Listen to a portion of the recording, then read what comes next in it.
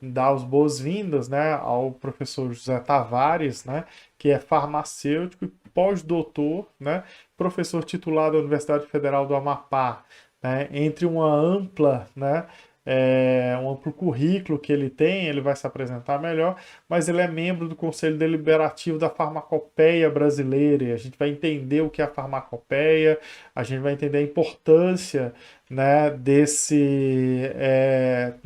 conselho, dos documentos, né, da farmacopeia brasileira, né, e ele também é coordenador do Laboratório de Pesquisa em Fármacos do Departamento de Ciências Biológicas da Saúde da Unifap, né, na Universidade Federal do Amapá. Então, professor Tavares, seja muito bem-vindo aqui no Pix na Pauta, né? É um prazer tê-lo aqui. A gente já se encontrou em diversos espaços, né? Inclusive algumas Muitos, vezes lá na muito. farmacopeia. Isso. Boa Então, noite, Daniel, e boa noite todos os participantes dessa live. Para mim é um grande prazer estar aqui com você para nós conversarmos em relação às plantas medicinais, né? Eu sei que você, com esse trabalho aí, PIX na pauta, traz debates muito interessantes, né, para os estudantes, para os profissionais, que é de grande importância, né, já que nós, ainda mais para nós professores que estamos dentro das faculdades aí na área da saúde, é de grande importância nós trazermos alguns debates com temas específicos, né? Isso é importantíssimo. isso. Então, eu acho que o programa tem crescido, né, e tem tido esse impacto justamente, né, por a gente estar trazendo, né, essa rede de pessoas, né, que tem esse compromisso e essa história, né, com as práticas integrativas, né. Aqui especificamente a gente está falando né, vai estar aprofundando nas plantas medicinais, né, mas isso tudo compõe, né, essa política de Estado, né, ou em alguns momentos a falta dela, né? Então, né, que a gente precisa estar expandindo algumas ações, né? E aí, acho que você é uma grande referência, né, das pesquisas em plantas medicinais, e a gente vai estar conversando um pouco sobre isso, o que que o Brasil tem pesquisado, como é que tem sido, né, os avanços, mas também os desafios, né, de pesquisar plantas medicinais no Brasil, mas também tem experiência internacional, né, inclusive de parcerias, e aí também, né, gostaria de ouvir, né, no decorrer do nosso papo, né, então um pouco esse comparativo com o cenário nacional, né, internacional. Mas começando pelo princípio, né, como é que você, né, chegou, né, teve esse interesse pelas plantas medicinais, né? Isso já foi antes, né, da sua formação acadêmica? Ele veio na formação acadêmica ou foi algo depois, né? Conta pra gente aqui, pro nosso público, como é que chegou esse interesse. Este é um aspecto muito interessante, porque é algo que, inclusive, nós encontramos algumas situações no momento atual que nós estamos vivendo. Então, eu vim de uma família bastante com poucos recursos financeiros, não podemos dizer pobre, pobre, mas com poucos recursos financeiros. E a época, quando criança, principalmente a questão da assistência farmacêutica, né? O acesso a medicamentos era muito mais restrito. Então, eu nasci, cresci vendo não só a minha mãe, mas a irmã dela e o meu tio, principalmente o meu tio que morava bem próximo de casa, fazendo uso das plantas medicinais para resolver os problemas, os agravos de saúde, né? Então, inclusive, na nossa casa, nós tínhamos um pequeno horto, nós tínhamos várias espécies de plantas medicinais lá em casa. Então, eu nasci, me cresci, e cresci também vendo essa prática, e quando eu entrei na faculdade, a primeira coisa que me despertou foi exatamente isso, ir para a área da farmacologia estudando plantas medicinais, né?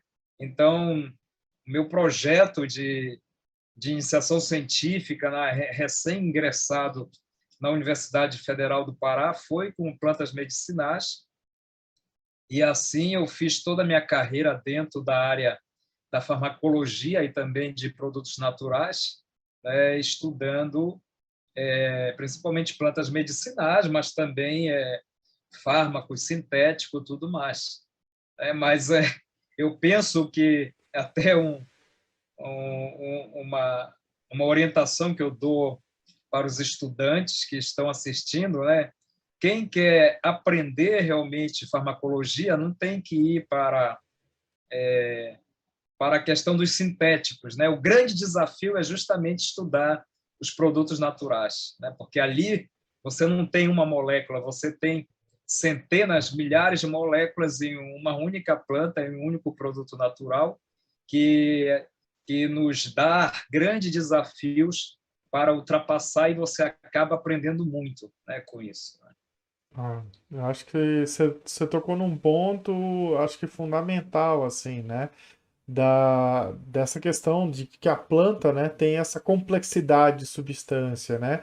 E que muitas vezes essa ação dessas várias substâncias, né, de forma sinérgica, né, ou não, é que vão ter esse efeito complexo, né, né, terapêutico da planta, né? Você quer falar um pouquinho sobre isso, assim, sem a gente aprofundar É, demais no sem dúvida. técnico? Esse é um aspecto importante, porque para quem não conhece, pode até pensar que é uma panaceia, né? Um único vegetal, uma única espécie, servir para diversos males, por exemplo, né? Para modular uma determinada doença ou vários outras doenças.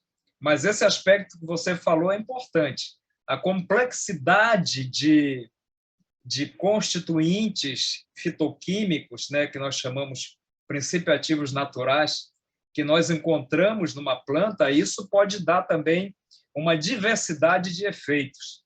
E nem sempre aquele composto que está em maior quantidade, né, em maior concentração, é o composto responsável pelas aquelas atividades farmacológicas biológicas daquele vegetal. Eu sempre dou como exemplo, porque o gengibre é uma espécie vegetal medicinal muito estudada, né? Então, tem um autor indiano, um cientista indiano, que publicou um livro bem robusto sobre o gengibre, e o gengibre já foram descobertas mais de 450 princípios ativos no gengibre, né? Então, por isso que nós observamos aí uma gama de atividades biológicas que o gengibre é responsável, né? Então, esse é um aspecto importante.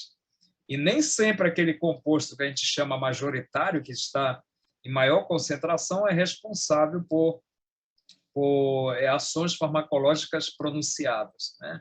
Sim. Exemplo aí, o nosso querido boldo do Chile, né?